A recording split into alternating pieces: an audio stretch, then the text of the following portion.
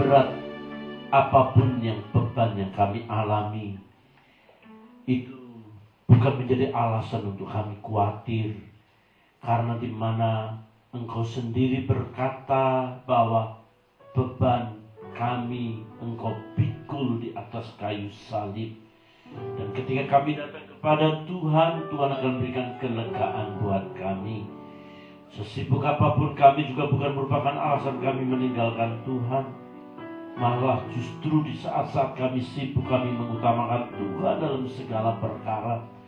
Mari kiranya Engkau berbicara, berkata-kata bagi kami sekalian hari ini. Biarkan firman-Mu menegur, menguatkan. Firman-Mu mengubah kami, membuat kami semakin mencintai Tuhan.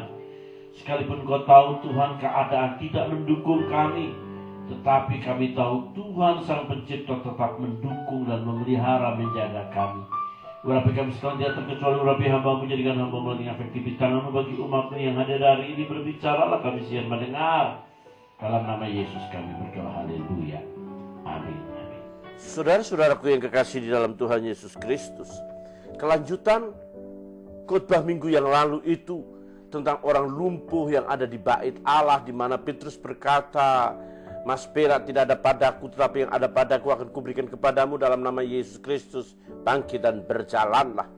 Kebenaran itu mengingatkan kepada kita bahwa yang pertama yang kita perlu pahami, bahwa orang lumpuh ini bukan tokoh masyarakat, bukan seorang guru agama atau rabi, bukan seorang yang terpandang di zamannya. Orang lumpuh yang datang di bait Allah itu orang yang termarginalkan, orang miskin, orang melarat. Dan kita perlu memahaminya bahwa di dalam bahasa Yunani itu ada 3 kata miskin: petokos, ponikoros, dan penes. 3 orang miskin ini jenisnya berbeda-beda. Penes, miskin, orang-orang buruh yang mungkin kerjanya hanya bisa dimakan hanya 1 hari saja. Kalau Indonesia itu mungkin orang-orang yang kaki 5, gorengan-gorengan kecil di pinggir jalan. Dia bekerja sehari itu untuk makan hari itu juga. Ponikros adalah orang yang miskin yang masih bisa bertahan hidup tanpa bantuan orang lain. Tetapi yang namanya petokos adalah orang miskin yang tidak bisa hidup tanpa bantuan orang lain. Orang miskin yang bisa makan kalau ada orang yang memberi, kalau ada orang yang berbelas kasihan. Dan orang lumpuh ini termasuk orang yang tergolong ketiga petokos. Dia sangat-sangat tidak berdaya. Dan kitab suci mencatat bahwa setiap hari ada orang yang membawanya, ada orang yang menggotongnya dan menaruhnya di situ. Dan pekerjaan tiap-tiap hari meminta belas kasihan orang lain, alias kemasukan roh gembelisme atau kelompok kirisentris.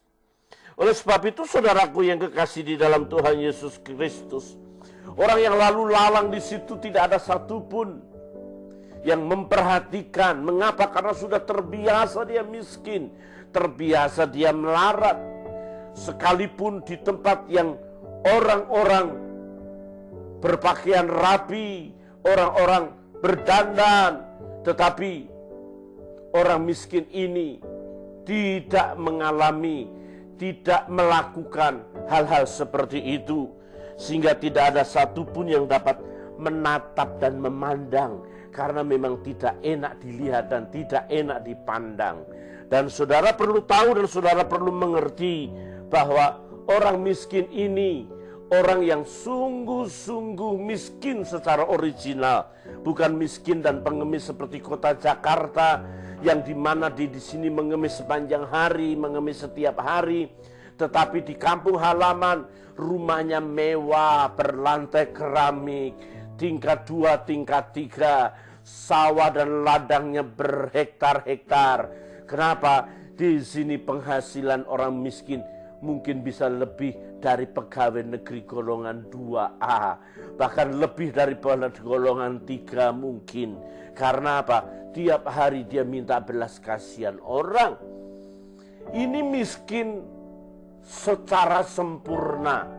Miskinnya, pengemisnya nilainya 100. Oleh sebab itu saudara-saudaraku yang kekasih dalam Tuhan, kita perlu memahami bahwa orang lumpuh ini benar-benar tidak bisa memenuhi kebutuhannya.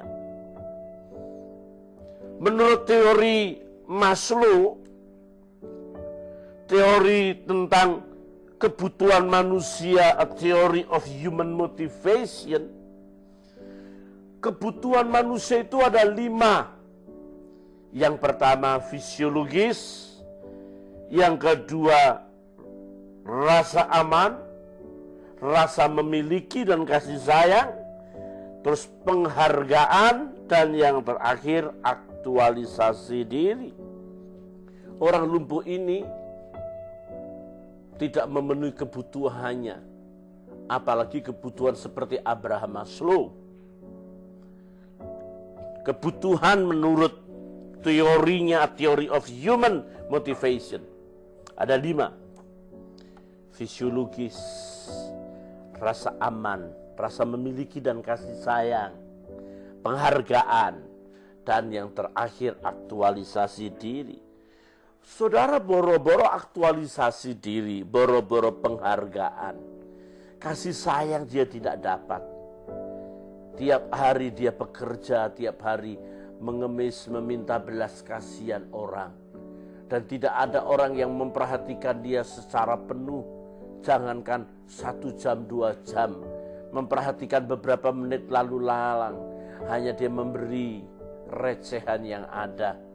Saudara, jangankan memiliki rasa aman, terkadang-kadang dia harus tersingkirkan, terkadang-kadang dia harus menjadi orang yang takut kalau ada satpam bait Allah, keamanan sinagog yang tidak suka dia selalu ada di situ, merusak pemandangan. Dia tidak bisa memenuhi kebutuhan secara penuh soal makan dan minum kalau tidak ada orang-orang yang memberi makan. Tetapi saudara-saudaraku yang kekasih dalam Tuhan Yesus Kristus, bahwa dalam nama Yesus bangkit dan berjalanlah. Saudara dengar kebenaran ini, bahwa dalam nama Yesus seluruh kebutuhan Abraham Maslow ini terpenuhi penuh. Bahkan yang lebih daripada itu, kalau kita mempercayainya, maka harus dipahami bahwa Yesus Kristus cukup menyediakan segala sesuatunya dengan baik. Karena saudaraku, kebutuhan fisiologis yang pertama, fisiologis itu fisik bahasa Yunani, yang memiliki arti hakikat dasar kebutuhan. Logia, bisa logika. Kebutuhan yang menurut logika harus dipenuhi setiap harinya, yakni makan, minum, sandang, pakai, dan lain sebagainya. Ketika seseorang mempercayai Yesus, maka Yesus Kristus, dia akan memelihara dan menjaga dan merawatnya. Mazmur 37 ayat 25 mencatat, dahulu aku muda, sekarang aku menjadi tua, tetapi tidak pernah kulihat orang yang benar ditinggalkan dan anak cucunya meminta-minta roti. Amsal 10 ayat 3 mencatat, Tuhan tidak membiarkan orang benar menderita kelaparan. Saudara, dalam pemeliharaan Tuhan terlalu sempurna kalau kita mempercayai sepenuhnya. Burung di udara dia pelihara, ya. Ikan-ikan di laut, seluruh binatang dipelihara oleh juga. Apakah hidupmu? Makhluk ciptaan yang termulia yang dipelihara dan dijaganya. Kebutuhan yang pertama ini adalah kebutuhan di mana Allah memelihara kita. Dan yakin orang yang sungguh-sungguh percaya kepadanya tidak akan pernah orang meminta-minta.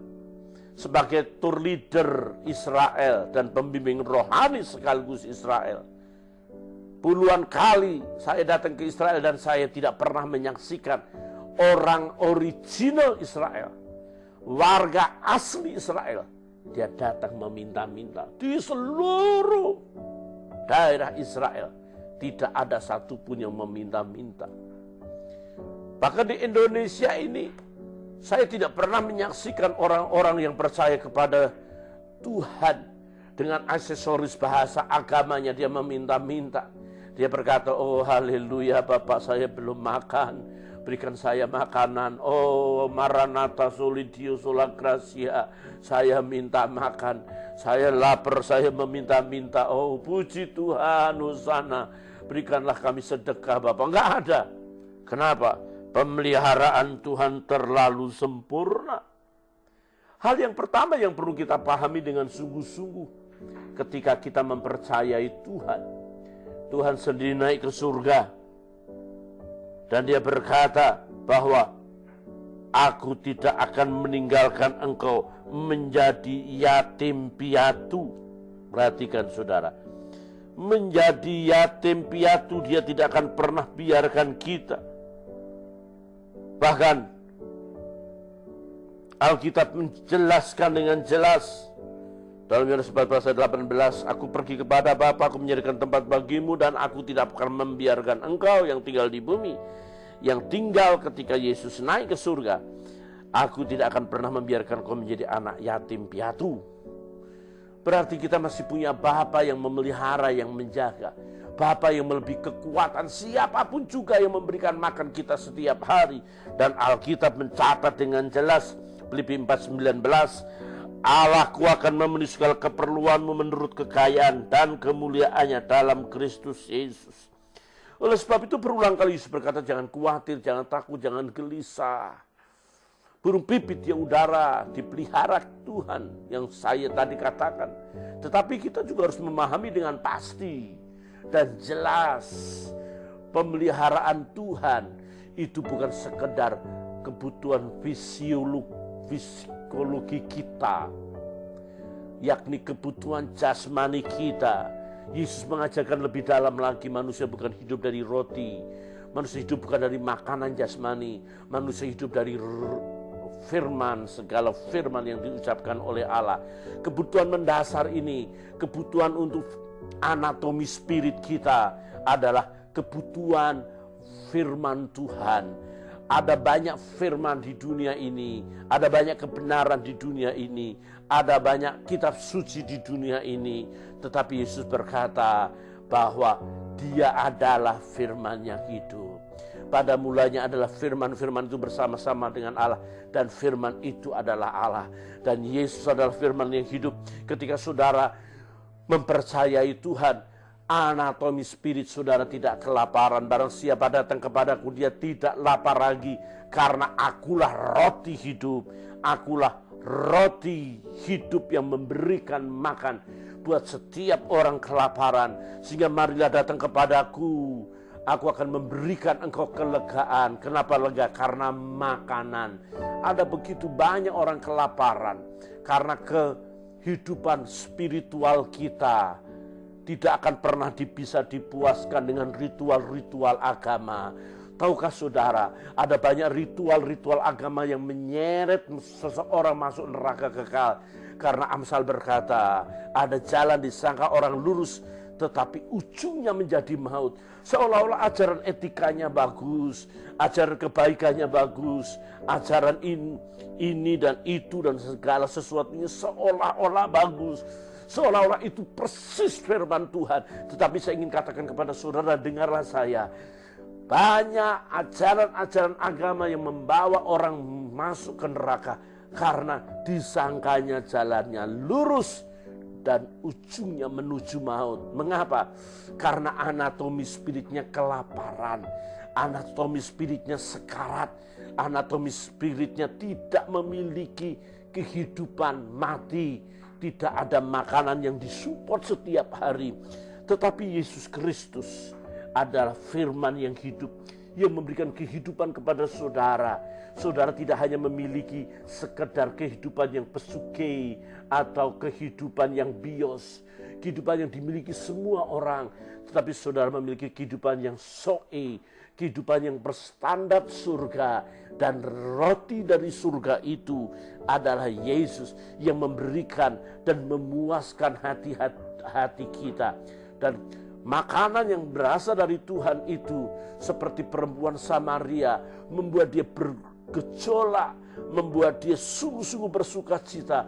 Aku menemukan Mesias, aku menemukan orang-orang yang selama ini aku damba-dambakan. Dan dengarlah saya, saudaraku, kebenaran ini sangat penting. Kebenaran ini sangat-sangat penting. Kebutuhan utama fisiologi itu bukan kebutuhan sekedar makan dan minum, sandang dan pakai dan udara. Tetapi kebutuhan utama seseorang adalah kebenaran, kuasa, dan itu bisa diperoleh hanya ada di dalam Yesus Kristus. Oh, haleluya. Saudaraku yang kekasih, hal yang kedua yang perlu kita pahami, bahwa manusia bukan saja cukup makan, minum, pakai, dan udara tempat tinggal. Tidak ada artinya kebutuhan yang pertama kalau dia mengalami ketakutan, kekhawatiran, gelisah, hidupnya tidak tenang. Hal yang kedua, memang kebutuhan rasa aman itu penting. Berapa banyak orang-orang kaya yang menyiapkan ratusan juta rela menyewa bodyguard, menyewa keamanan supaya dirinya aman, supaya dirinya nyaman. Tetapi saudaraku yang kekasih dalam Tuhan Yesus Kristus, keamanan yang sejati bukan keamanan karena bodyguard. Keamanan sejati bukan keamanan dari luar ke dalam, tapi dari dalam keluar. Alkitab mencatat dengan jelas bahwa seorang yang bernama Daud, seorang raja yang memiliki banyak tentara, banyak prajurit, banyak keamanan dan tidak dapat diragukan. Dia aman di bentengnya, dia aman di tempat tinggalnya dengan berbagai macam aksesoris yang bisa melindungi dia. Apa yang dikatakan Daud? Dia tidak berkata bahwa jiwaku tenang, lihatlah karena tentara banyak. Jiwaku aman, lihatlah karena prajurit-prajurit ada di sampingku.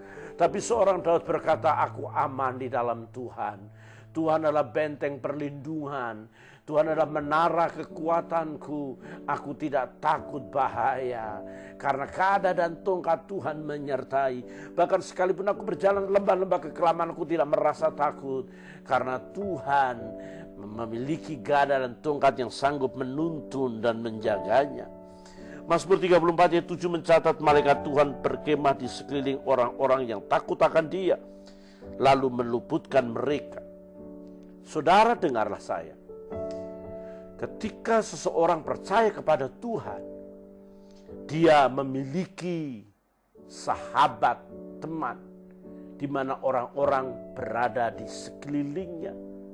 Bukan orang-orang di sekelilingnya, tapi malaikat Allah berkemah di sekeliling orang-orang percaya. Amsal 14 ayat 26 mencatat perlindungan bagi anak-anak Tuhan itu nyata ketika dalam takut akan Tuhan ada ketenteraman yang besar, bahkan ada perlindungan bagi anak-anaknya. Saudaraku yang kekasih di dalam Tuhan Yesus Kristus, betapa pentingnya ketika kita memiliki perlindungan yang ada di dalam Tuhan. Tuhan melindungi kita bukan sekedar melindungi secara fisikali, tetapi kita melindungi di dalam kehidupan kekekalan. Iblis tidak bisa menyeret kita seperti dia menyeret Adam dan Hawa keluar dari Taman Eden. Sehingga kenyamanan di Taman Eden hilang. Karena iblis sanggup mengambil kenyamanan itu. Dan Adam dan Hawa mengalami ketakutan yang luar biasa ketika mendengar bunyi langkah Tuhan. Akhirnya ketika dia keluar, mereka berjuang dengan sedemikian rupa.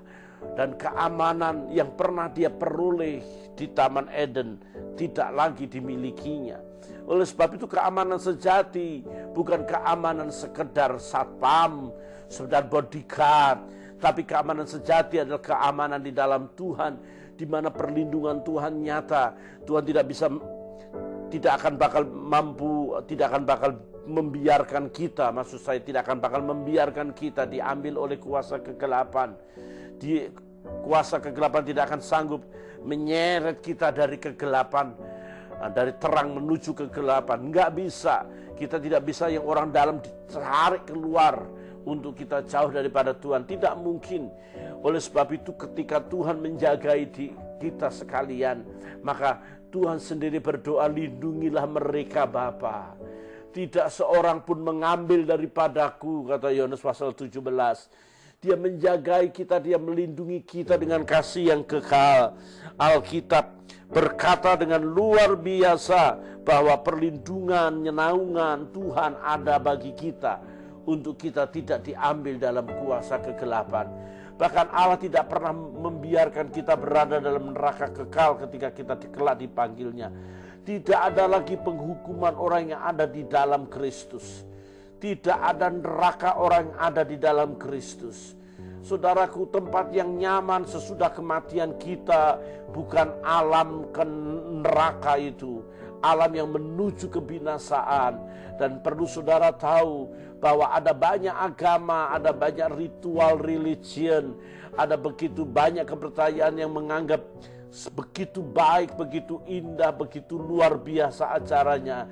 Tetapi kata Amsal, ada orang menyangka jalan-jalan lurus, tapi ujungnya menuju maut. Dan saudara, hampir semua agama mengajarkan jalan yang lurus, jalan yang baik. Tetapi Alkitab mengatakan jalan yang lurus itu ada ujungnya menuju maut. Karena apa? Jalan yang lurus itu standarnya bukan standar surga. Standarnya bukan standar kerajaan Allah. Standarnya adalah standar manusia. Baik secara manusia, tapi belum tentu baik bagi mata Tuhan. Maka orang-orang yang berada di dalam kepercayaan, ritual-ritual mereka tidak aman. Ketika menjelang kematiannya ada satu ketakutan, kegentaran. Kematian merupakan momok yang menakutkan. Kematian merupakan sebuah musibah. Berbeda dengan orang-orang yang percaya kepada Kristus, kematian adalah anugerah. Berbahagialah orang yang mati dan matinya di dalam Tuhan. Kenapa? Kematian itu bukan musibah. Kematian itu bukan merupakan sesuatu yang tidak nyaman. Biarlah mereka beristirahat, kata Tuhan. Ketika mereka beristirahat di dalam Tuhan, mereka memiliki kenyamanan dan keindahan yang luar biasa. Jadi rasa nyaman yang sebenarnya ada rasa nyaman ketika orang ada di dalam Tuhan. Saudara dengar saya. Hal ini penting untuk kita renungkan. Kebutuhan Maslow yang kedua adalah rasa aman. Untuk apa saudara hidup dengan kenikmatan dan kemewahan, dengan keamanan bodyguard yang banyak, tetapi ketika menjelang kematian, wah, ketakutan luar biasa. Saya menyaksikan berulang kali orang-orang yang hidupnya di luar Kristus, kematiannya mengalami kegentaran dan ketakutan. Teriak-teriak, ayah, ayah, aku takut. Ayah, ada banyak orang hitam di sekeliling. Ayah, mereka mengejar-ngejar aku, ayah. Padahal di situ suaminya bersama teman-temannya mengelilingi di ranjang kematiannya. Saya ada di belakang dan saya tahu ini orang sebentar lagi dipanggil. Dia tidak nyaman, dia tidak aman. Agamanya tidak bisa membuat dia memastikan dia punya surga yang kekal. Tetapi dengar bahwa kebenaran rasa aman yang kedua yang menjadi kebutuhan utama itu bukan aman di bumi. Maslow boleh berkata bahwa dia boleh aman di bumi ini, tetapi aman dalam kekekalan nanti hanya ada di dalam Yesus Kristus yang berkata bahwa dia menjagai kita, melindungi kita sampai kita memiliki kekekalan yang luar biasa yang ada dalam Tuhan. Hal yang kedua ini penting kita perhatikan. Ketika saudara belum memiliki keamanan dan kenyamanan dalam Tuhan, saya tawarkan kepada saudara, hari ini percayai Kristus. Lekatkan diri saudara. Tidak peduli engkau menganggap Yesus sebagai nabi, tidak peduli engkau menganggap Yesus hanya manusia biasa. Saya tidak peduli engkau menganggap Yesus guru etika dan guru agama. Tetapi ketika saudara mempercayai dia, ketika saudara benar-benar berharap kepada dia, menyerahkan hidup untuk dia menjagai dan melindungi saudara, dapat dipastikan bahwa kehidupan saudara akan aman dalam kekekalan yang luar biasa. Karena dia yang empunya surga. Dia yang empunya surga. Orang lumpuh ini memang tidak aman, tidak nyaman di tempatnya.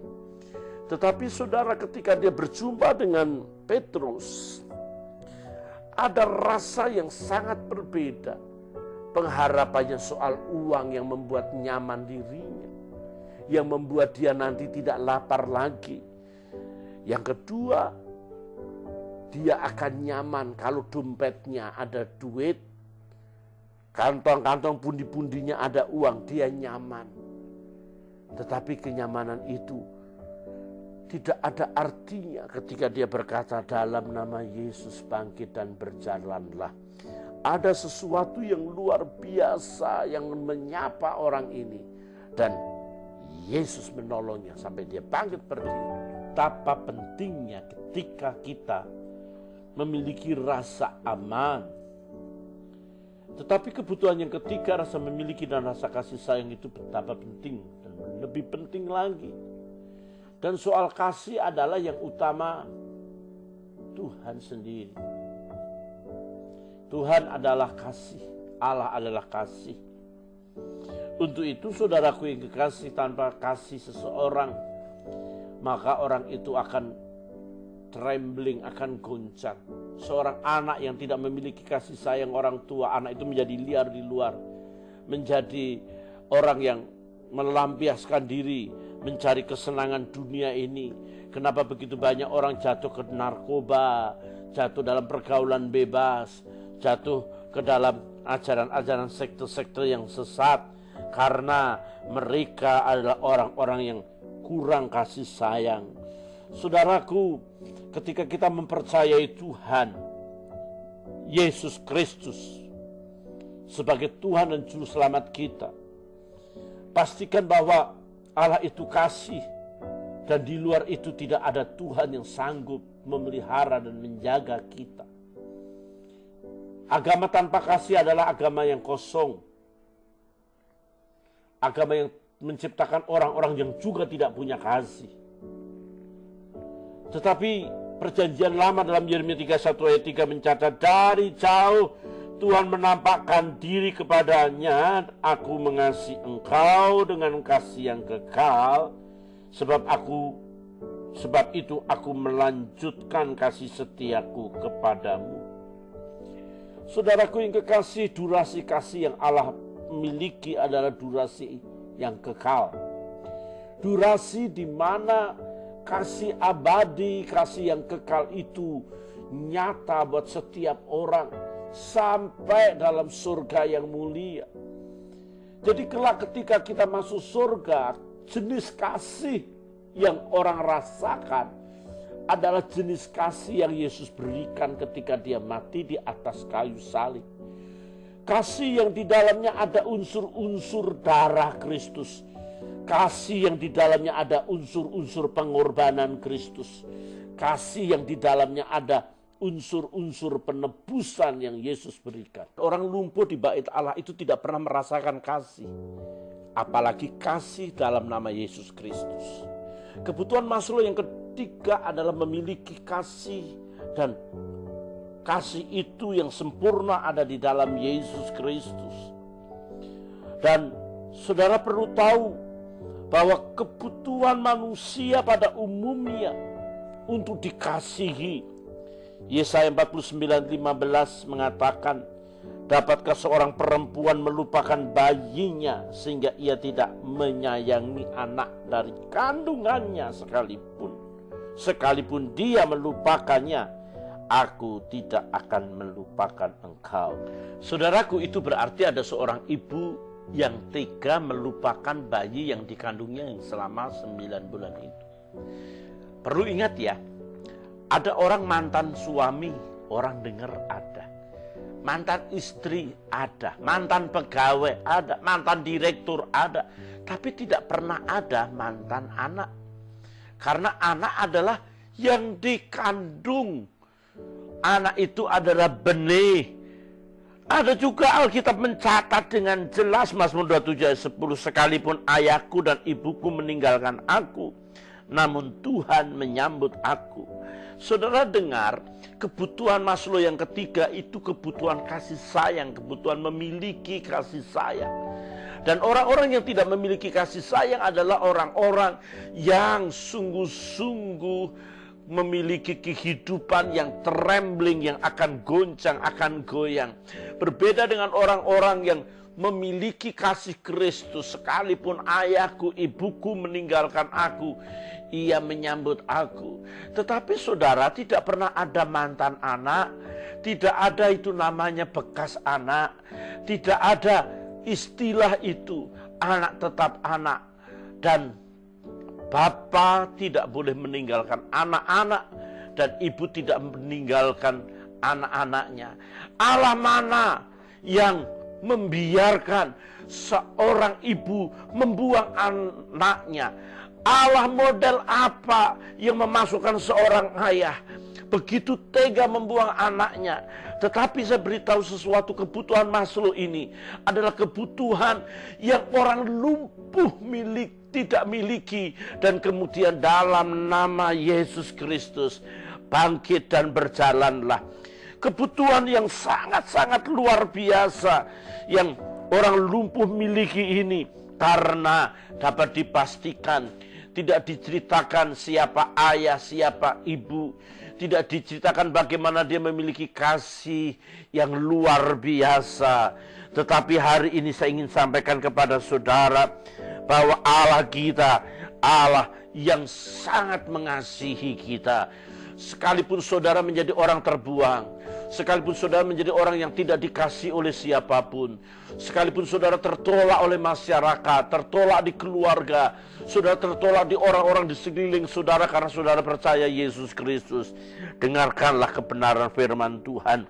Yesaya 43 ayat 4. Oleh karena engkau berharga di mataku dan mulia, aku ini akan mengasihi engkau, maka aku akan memberikan manusia sebagai gantimu dan bangsa-bangsa sebagai ganti nyawamu. Saudara-saudaraku yang kekasih dalam Tuhan Yesus Kristus, kita berharga, kita punya nilai di hadapan Tuhan, dan itu merupakan kebutuhan Maslow yang keempat. Kasih yang kekal, kasih yang bernilai tinggi, itu mengangkat kita menjadi orang-orang yang punya value, punya nilai. Orang lumpuh sejak awal tadi saya sudah bilang bukan menjadi tokoh yang perlu diperhatikan. Karena tokoh yang diperhatikan adalah orang-orang Farisi dan ahli-ahli Taurat.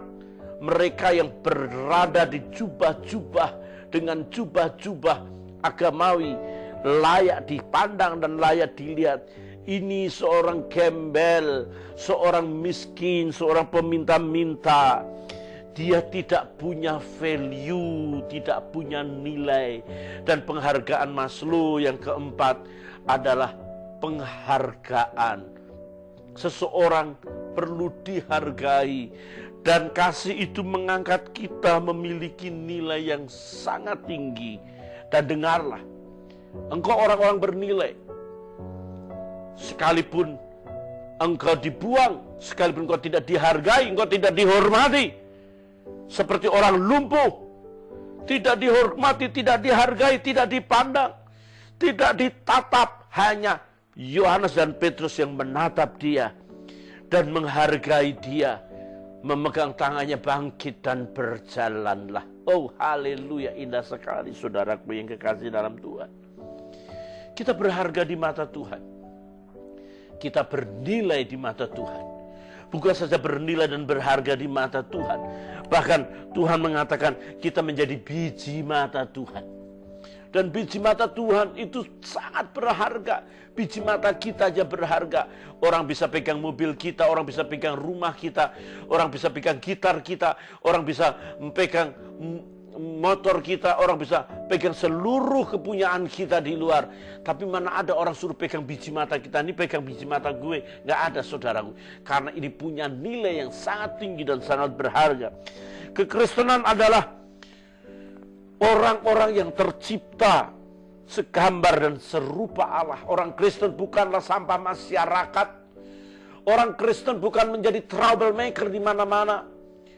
Orang Kristen bukan saja orang-orang yang sungguh-sungguh menjadi biang kerok di mana-mana. Saudara tahu, Eropa di zaman kuno adalah Eropa yang begitu jahat, yang membunuh begitu banyak orang. Mafia Sisilia. Tiap hari membunuh orang. Tetapi ketika Paulus menyebarkan Injil di Eropa, Eropa penuh dengan berita Injil. Seluruh Eropa mendengar berita tentang Yesus Kristus. Maka Eropa dirubah menjadi negara, menjadi bangsa yang sungguh-sungguh maju. Bangsa yang sungguh-sungguh santun. Karena apa? Karena Eropa menjadi negara yang punya nilai yang tinggi. Nilai yang dihormati dan dihargai orang. Saudara-saudaraku yang kekasih di dalam Tuhan Yesus Kristus, biji mata Tuhan adalah kehidupan yang punya nilai.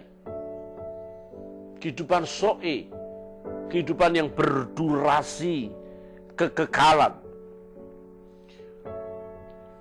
Kehidupan yang memiliki nilai tertinggi, sehingga merubah dari kekacauan menjadi keteraturan, merubah menjadi kejahatan, dan berubah menjadi baik. Saudara tahu orang-orang Batak, sebelum Injil diberitakan di Batak, Batak itu terkenal to the point, terkenal ngomongnya keras. Sekalipun bukan kasar, keras. Kalau ngomong keras, mungkin kalau nggak ada berita tentang Yesus di sana, ngomongnya selalu kumakan kepala kau. Saudara tahu, sebelum Injil diberitakan di sana,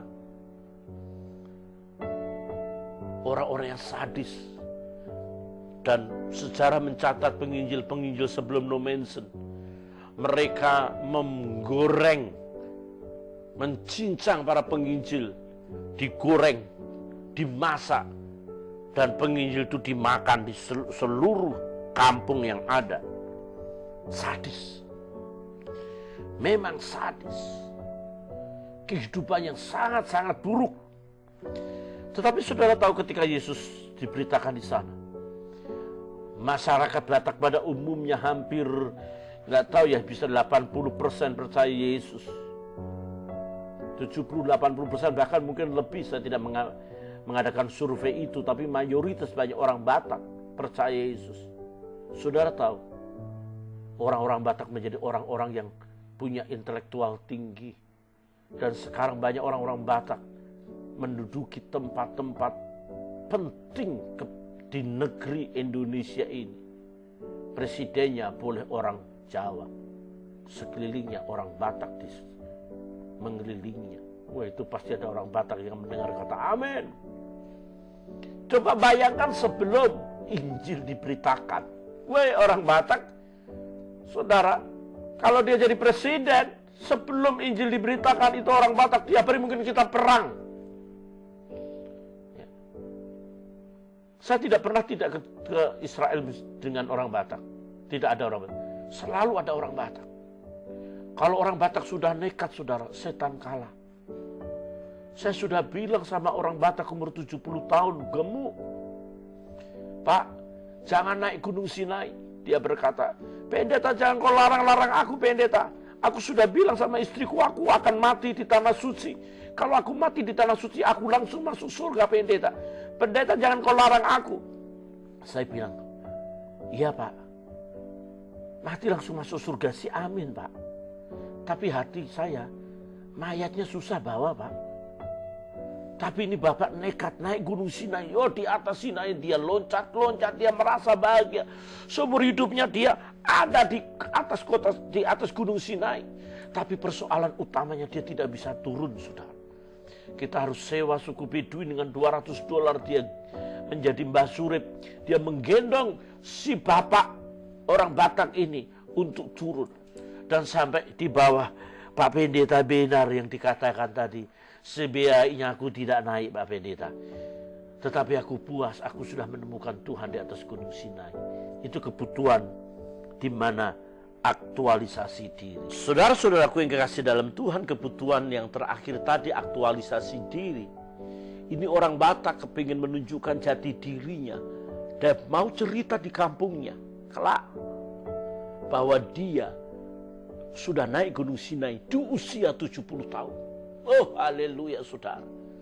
Terakhir, saya pernah membawa orang 88 tahun, opung-opung.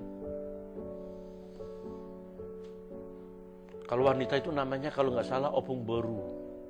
Opung baru, opung baru. Jangan opung baru harus naik bibes aja. Itu jalan Via Dolorosa opung. Itu adalah berat. Pendeta, jangan kau larang aku juga pendeta. Aku akan pergi, saudara, dia pergi, saudara. Dia pergi, dia jalan. Dia dengan mantunya, kayaknya mantunya kurang mengasihi dia. Dia mantunya dikit-dikit pendeta, titip opung ya pendeta.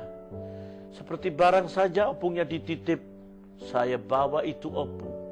Kadang-kadang setengah saya gendong, saudara. Kan ada stasi-stasi. Kami pergi dengan orang-orang Katolik. Setiap stasi yang ada di mana Yesus dijatuhi hukum mati, itu stasi pertama mereka berlutut. Orang-orang Katolik berkata, ampunilah kami orang-orang berdosa. Stasi di mana Yesus jatuh, ampunilah kami orang-orang berdosa. Sudah itu begitu capek sampai stasi ke-13 kalau nggak salah. Saya bawa opung itu, saya gendong duluan. Saya taruh di stasi terakhir. Saya suruh dia duduk, opung tunggu peserta selanjutnya opung. Opung nanti nggak kuat. Saya tenteng dia setengah saya gendong. 88 tahun. Sehat, tidak ada kolesterol darah tinggi, asam urat. Tidak ada. Dia sehat. Dia duduk dengan bangganya, dengan tongkatnya. Saya sudah berhasil. Oh haleluya. Saya lupa di stasi itu orang-orang Katolik berlutut dan berkata, ampunilah kami orang-orang berdosa. Secara tidak sadar, saudaraku yang kekasih, di stasi itu opung duduk sambil ngantuk, sambil pegang tongkat. Ketika rombongan Katolik datang di hadapannya dan berlutut dan berkata, Salam Maria Bunda Kudus, ampunilah kami orang-orang berdosa. Itu opung langsung menjawab, tidak apa-apa nak, saya sudah mengampuni kamu. Saudara, saya mau tertawa takut berdosa, tetapi ini opung teriak, sudah. Padahal ini orang-orang Katolik berlutut dan berkata kepada Tuhannya, ampunilah kami orang-orang berdosa. Hari itu opung jadi aktualisasi diri jadi Tuhan, bisa mengampuni rombongan orang-orang Katolik itu. Saudara-saudaraku yang kekasih, dengar saya, di dalam Yesus Kristus ada aktualisasi diri. Yohanes 14 ayat 12 mencatat sebuah kebenaran penting.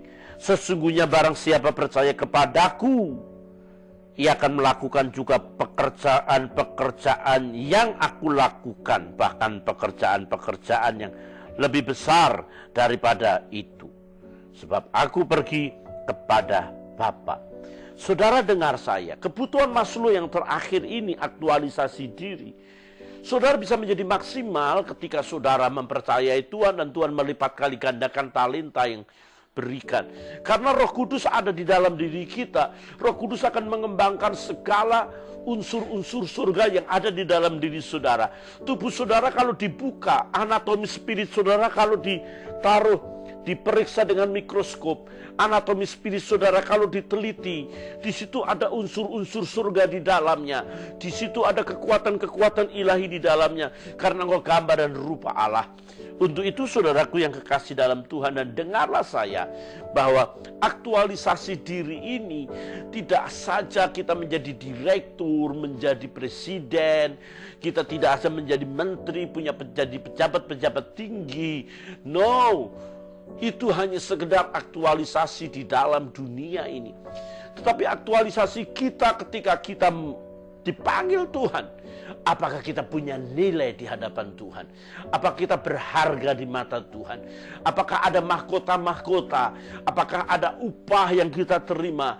Atau kita datang kepada Tuhan dengan hal yang kosong saja? Hari ini saya beritahu sesuatu kepada saudara, dengarlah aktualisasi Maslow yang katakan bahwa kebutuhan itu dibutuhkan semua orang, dan itu tidak dapat dimiliki oleh seseorang ketika seseorang tidak berjumpa dengan Tuhan.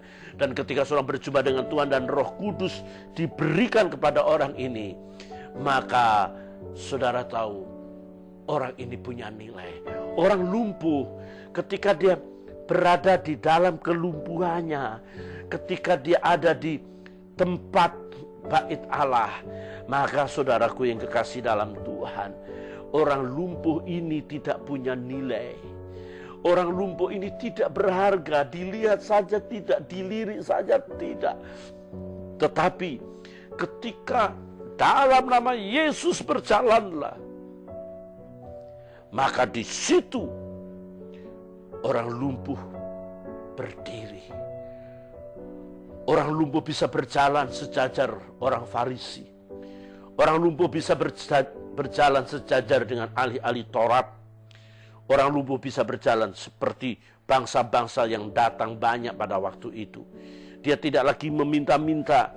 Dia menjadi orang yang punya nilai karena sama-sama hidup, sama-sama berjalan, sama-sama berkata-kata, sama-sama seperti manusia pada umumnya, normal 100%. Dan sekali lagi, khotbah saya hari ini saya beri judul Yesus saja sudah cukup untuk semua. Semua kebutuhan yang Maslow katakan dari awal, fisiologi, keamanan, rasa sayang, penghargaan dan aktualisasi diri, semua tercakup dengan kehadiran Tuhan dalam hidup kita. Kalau kita serius ikut Tuhan, sehingga kita dapat memiliki semua kebutuhan itu, bahkan dikembangkan. Ketika kita percaya Tuhan, di situ kita bisa melakukan pekerjaan-pekerjaan yang lebih besar daripada Tuhan. Dan pekerjaan itu luar biasa karena melebihi dari Bapa. Jelas saudaraku, kalau Yesus hidup di zaman ini, dia akan hidup ketika dia khotbah seluruh dunia bisa mendengar dengan internet. Tapi ketika Yesus khotbah pada waktu di Yerusalem, hanya kota Yerusalem yang mendengar. Ketika Yesus khotbah di Nazaret, hanya Nazaret yang mendengar. Ketika dia khotbah di Bethlehem, hanya Bethlehem yang mendengar. Tetapi ketika saya khotbah di sini, ini ada orang Solo yang mendengar. Di sini ada orang Semarang yang mendengar. Di sini orang Sulawesi yang mendengar melalui siaran streaming ini. Ini lebih besar. Ini lebih jauh pandangannya. Oleh sebab itu hal yang kedua yang singkat saja saya beritakan untuk beberapa menit. Bahwa di mana orang lumpuh duduk itu namanya gerbang indah. The beautiful gate. Gerbang indah. Gerbang indah diduduki orang lumpuh, gembel, pengemis, yang tidak sinkron.